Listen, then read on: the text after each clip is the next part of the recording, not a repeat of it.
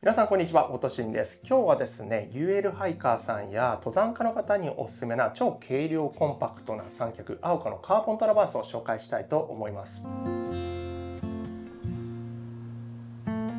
はい、ということで今回はですね、こちらアオカのカーボントラバースというね、新しく登場しているモデルになるんですけれども、登山家の方とかULハイカーさん、軽量化を図りながら写真撮影も楽しみたいよっていう方に向けた三脚になるんですが、こちらの紹介をしていきたいと思います。実は言うと、こちらの三脚なんですが、先月私の個展キュービでですね、会場で展示をさせていただいておりました。アオカさんにもですね、協賛になっていただいておりましたので、実際にこちらの三脚皆さんに触っていただいたりとかしたんですけど、非常にね、軽くていいですねっていうコメントもいただいたりしておりました。で、今日の動画では、ちょっとこちらの三脚について改めてね、どんな、システムなのか、どういったいいポイントがあるのかとか、そういったところをですね、紹介できればと思いますので、これから登山のシーズンもね、楽しい時期になってきますので、ちょっと軽い三脚を探しているという方はですね、ぜひ最後までご覧いただけたらと思います。で、やっぱり自分も登山歴長いんですけれども、いろいろ山に行ったりして撮影に入ったりもして長いハイクをして撮ることも多いんですが、やっぱこう年々ですね、軽量化っていうところをですね、すごく重視するようになってきて、もちろん物を軽くしていくっていうことはリスクがどうしても上がってしまう部分もあったりするんですが、そういったリスクというところはなるべくキープしたまま、安全面はキープしたまま、物を軽くしていくっていうところをですね、非常に大事にしております。で、やっぱこう物を軽くしていくと純粋に登山をするところで余裕が生まれたりとかもしますし、自然を楽しむ余裕がね生まれてくると、なんかこう純粋に満足度も上がってきたりしますし、撮影面においてはやはりテント泊とかで行って重い荷物でもって疲れ果ててしまうと、夕方の撮影とかでやっぱりこう制限ができてきたりとかしてしまっていたんですけれども、やっぱ軽量化するようになってから、そのテント設営してから夕暮れの撮影とかに行くにあたって、かなり余裕ができたというところで、そういったところもですね、軽量化を図ってよかったなと思うところでありました。で、もちろんカメラ機材以外のところで軽量化を図れるんですけど、こういったカメラ機材ですね、三脚とか、カメラもそうなんですけど、そういったところで軽量化を図るのも結構重要だなと思って、そういったところでこの三脚めちゃくちゃ良かったので、今回はね紹介していきたいというところですね。で、今回の動画では、こちらの三脚のポイントをですね、私なりに使ってみていいなと思ったポイントを紹介したいのと、あとは実際にこの間重曹で行ってきたフィールドでのですね、使用感だったりとか、ちょっと欠点というところなんかもですね、合わせてお話しできればと思いますので、チャプターにちょっと分けていきますので、それに沿ってね、ご覧いただけたらというふうに思います。じゃあ早速ですね、こちらの紹介を一つ一つ、やっていきたいと思います。それでは早速ポイント1つ目は UL 仕様というところになるんですが、UL という言葉をね、最近は知らない人もいないんじゃないかと思うぐらいね、かなり浸透してきているワードなのかなと思うんですが、ウルトラライトというところで、軽量化をかなり図った三脚に、なっています。で、重さがなんと 1.1 キロですね。雲台合わせて1.1 キロなんですが、実際に書いてあったけど測ってみたら全部入れて1031グラムでした。そしてこのセンターポールがですね、ネジで取り外すことができるんですけれども、それをね取り外してあげるとさらに軽量化が図れて945グラムというね、なんと1キロ切ってしまうような、そんな軽い三脚になっています。ただ軽いからといって決してなんか大丈夫これっていう感じが全くなくて、すごくしっかりとした設計になっているので、自分自身もですね山岳で撮影をしてたんですけれども、全然問題なく使えておりました。で、やっぱり今まではですね 1.5 とか 1.8 キロとか2キロ近い三脚を使って山で撮っていたこともあったんですけれども、それを比べるとねかなり軽量化が図れて、やっぱり登ってる時もねかなり楽だったなっていうふうにはね思います。もちろんこれだけが原因ではないんですけど、これも半分になってるということはかなり全体的なねこのパッキングの重さとしてね考えた時に軽量化が図れているんで、そういったところでもねかなり貢献してくれた重量かなというふうにね思います。続いてポイント2つ目、コンパクト設計。こちらの三脚かなりですねコンパクトになるように設計されています。4段の三脚なんですけれども、縮めてあげるとね、下から上まで雲台の先頭まで行っててだいたい43センチになってます。50センチ以下の高さ、長さになってますね。で、この横の側面の幅なんですけれども、なんとこちらがですね、6センチになります。かなりスリムな設計になっていますね。センターポールのところちょっと見るとね、少しこうくぼみがあってですね、そこにこの足がですね、ちょっとこう収まるような感じになっているので、全体の径としてはですね、かなりスリムになった設計になっています。これ何がいいのかというと、こういった UL ザックとかですね、これ私の天泊用の2泊とか3泊する用の登山バッグになるんですけれども、こういった横にですね、三脚を入れて普段は携帯をしています。こういうふうにして紐で固定するんですが、ご覧の通り、この上にウレタンマットですね、私のスリーピング用のウレタンマットがあるんですけど、そこにもね干渉しないぐらいの長さになるので、かなりコンパクトにまとまるというところですね、装着ができるというところになります。で、これよりももっと小さいザックで登山される方なんてたくさんいると思うんですけど、どうしても三脚が大きくなるとなんかこっちだけ飛び出てるとか、なんかそして重みがこっちにこう偏ったりとかねすると思うんですけれども、さっき言った軽量化も図れているしコンパクトであるというところで、かなりこうスリムな UL ザックとかにもですね、そんなにこう支障がなく収まってくれるので、そんなところでもこのコンパクト設計であるとこのメリットをね感じてもらえるんじゃないかなと思います。続いてポイント3つ目、十分なエレベーション。先ほどはですね、コンパクトな仕様になってますよっていうことをですね、お伝えしたんですけれども、こちら、全部縮めた時43センチというふうにね、お話ししたんですが、これ全部ね、伸ばしてあげると、4段構成にね、なっていますね。4段の仕様になってます。で、この状態で立ててあげると、127センチというね、高さまで、カメラをセットすることができて、大体自分の胸元ぐらいですかね、そのぐらいの高さまで、持ってくることができます。さらにここのセンターポールをですね、伸ばしてあげると154センチですね。だいたいアイレベルかちょっとお花とかそのぐらいの高さまで、高さをですね確保するキープすることができて、ちょっと高いところから狙うこともできるようになります。ただもちろんこれだけ長くしてしまうと安定性能はねそれによってちょっとこう低下してきてしまうので、風の抵抗を受けたりとかねする傾向にあるので、私としてはこれを高くして使うっていうことはそんなにお勧めできないかなというふうには思います。ただ風がない状態だったら、全く問題なく使うことができますよっていうところになります。で、今回実際自分も山に行って撮影してきたんですけれども、実は言うとこのセンターポール取り外すことができると先ほどもですねちょっとお伝えしたんですが、こんな感じでネジをですね入れてあげると、回してあげるとですね簡単にセンターポール取ることができるので、ちょっとこんな感じで横に置いておくと、こんな感じで抜けてスリムになります。これでセンターポールなくても全部伸ばせば127センチの高さからカメラをセットして撮影できるので十分な高さに、なります。もう一つこのセンターポールがないメリットっていうのがですね山岳においてはあるんですけれども、ここの、ノブっていうかねところを押してあげるとこんな感じで広がります。そうするとこういう風にして三脚をねセットすることができます。カメラとかを普通にこうやってセットして撮影するっていうところですね。これ広げられるメリットっていうのはですね、純粋にこの視点というか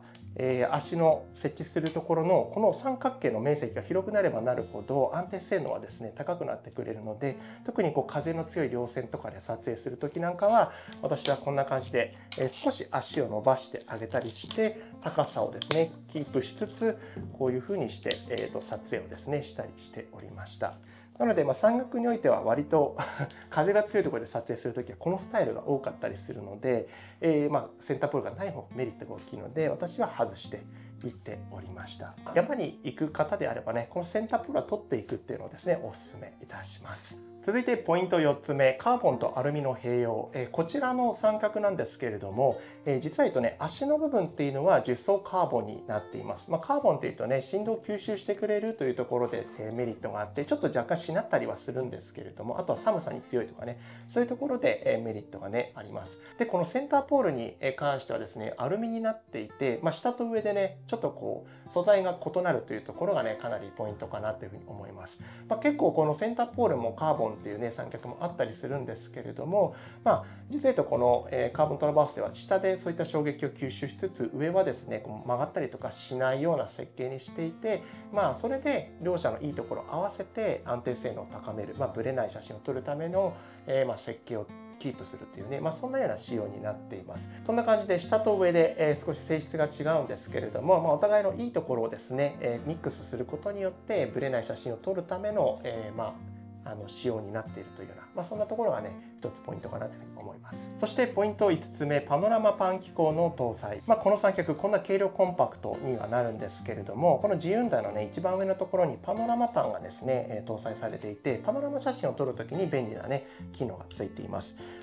水平器もついているので、こんな感じで三脚をですね、立てて水平器を見ながらカメラを置く前にですね水平器を見て、気泡がですね真ん中に来るようにしてあげます。でこの状態で、カメラを固定するネジの反対側にあるねこのネジがあるんですけど、これを緩めてあげるとこんな感じで360度回転します。なのでカメラをですねセットするんですけれども、大体はこう L 字ブラケットのカメラになると思うんですが、こんな感じでセットしてあげて、横パノですね、こんな感じでパノラマ写真を撮ることができます。やっぱりパノラマ写真撮るときにはずっと全て水平である必要があるんですけれども、このパノラマパン機構がついていることによって最初に水平を保った上でネジを緩めて360度回転することができるので、簡単にですね360度の写真を撮ることができます。これはね結構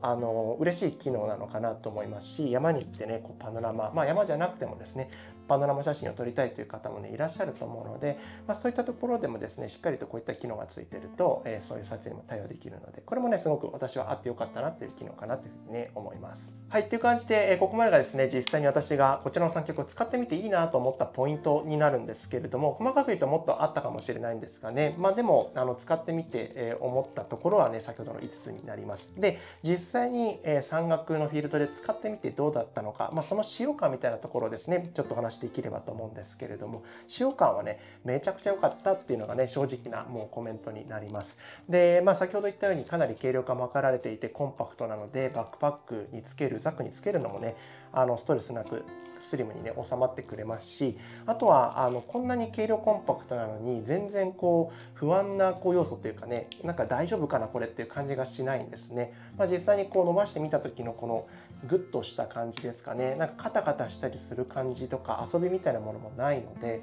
実際に撮影してくる中でね安心して使用することができたという感じですね。であとはこう伸ばした時のこういう感じもねすごく自分は好きで、これは人それぞれ好みが出るんじゃないかなと思うんですけど、こういうなんていうかねフィーリングなんかも、結構自分は使ってみてね良かったかなと思います。で一つ惜しい点がねあったんですけれども、ここってだいたいネジ回して取れたりしてスパイクに変えたりとかねできるんですけれども、この三脚はねもう一体型になっていて取り外すことができない仕様になってます。これはあえてだと思うんですけれども、なので冬とかちょっと氷があるようなシーンで、ちょっとこのスパイクでぶっ刺して撮影したいっていう時にはねちょっと対応できないんですけれども、ただ結構山でなくしたりすることってありませんかね。なんかいつの間にかなくなってましたとかねあると思うんですけど、そういったことがないから確かにこのスパイクに変えれないという欠点みたいなところはあるんですけれども、逆にこれ外れないからなんかもうそもそも失う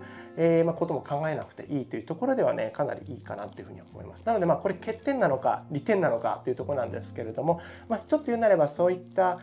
氷の上で撮ったりする時にはちょっと心配な部分もあったりしますが、もちろんフィールドを選んであげれば全く問題ない仕様かなというふうに思います。欠点というとそれぐらいなのかなというふうにはね感じています。で最後はこちらの三脚に適したカメラとレンズ選びになるんですけれども、一応こんなにね軽量コンパクトなんですが 10kg が耐荷重になってますね。なので大体のカメラとレンズの組み合わせ一応いけることにはなってるんですけれども、そうは言ってもねあんまり大きいものはねやっぱり難しいかなと思います。例えば私は GFX をメインで使ってるんですが、この GFX に望遠レンズをつけるとこのぐらいのサイズ感になります。これで一応使ってあげると、全然重量的には問題ないんですけれども、どう見てもですね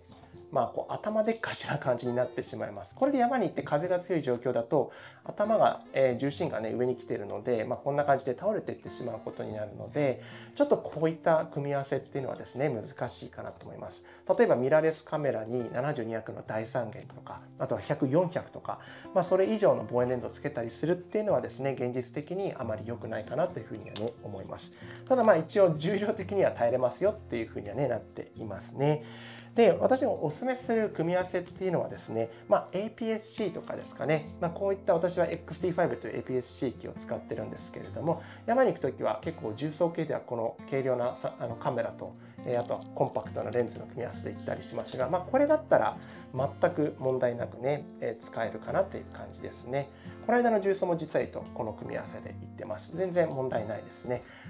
頭でっかちになってしまうということもそんなにないので、こういうのぐらいコンパクトだと、結構いいのかなと思います。または、私ももう一つ GFX ですねのシステムで標準レンズですね、そんなに大きくないレンズなんですけど、これだったらギリギリいけるかなというところなので、実際にこれぐらいだったら問題なく使えるなというところなので、せめて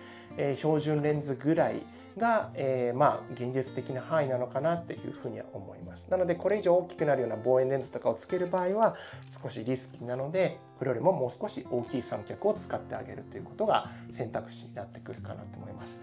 今まで使ってたのはね、このアオカの 254C っていうね、KF254C っていうモデル、これも山で使ってた三脚なんですけど、これだとギリギリ私はね、望遠レンズ使っていけてました。この間もこれで長尾旅行とかして撮ったりなんかしてたんですけれども、これだとギリギリ、これでも結構大きいんですけれども、こっちよりは少し安心感があるかなっていう感じですね。はい。なので少し望遠レンズとかを山に行って使うってなったら、もう一つ大きいモデルを手にした方がいいっていうことにもなりますので、なのでどんなカメラを持っていくかによってもですね、ちょっと考える必要があるかなというふうに思います。ただ最近結構軽量コンパクトなカメラも多いですので、そういったカメラを使っている方にはね、いい選択肢になってくれるんじゃないかなというふうにね、思います。はい、という感じで以上になるんですけれども、今回はアオカから新しく登場しているカーボントラバースというね、UL ハイカーさんだったり登山家の方にですね、向けた、こちらの三脚を紹介させていただきました。本当に軽量でね、コンパクトなんだけど、機能もしっかりしていますし、安心して使えるモデルかなというふうに思いますので、興味のある方はぜひね、チェックをしていただければと思います。また概要欄の方にリンクをね、貼っておりますので、そちらをご確認いただければと思います。はい。ということで、また引き続きね、こちらの三脚使った動画、またこの後ね、動画が上がってくると思いますので、重装の時のね、そちらもよろしければね、ご覧いただければなと思います。はい。ということで、今回の動画は以上になります。最後までご視聴いただきありがとうございました。また次の動画でお会いいたしましょう。それではまた。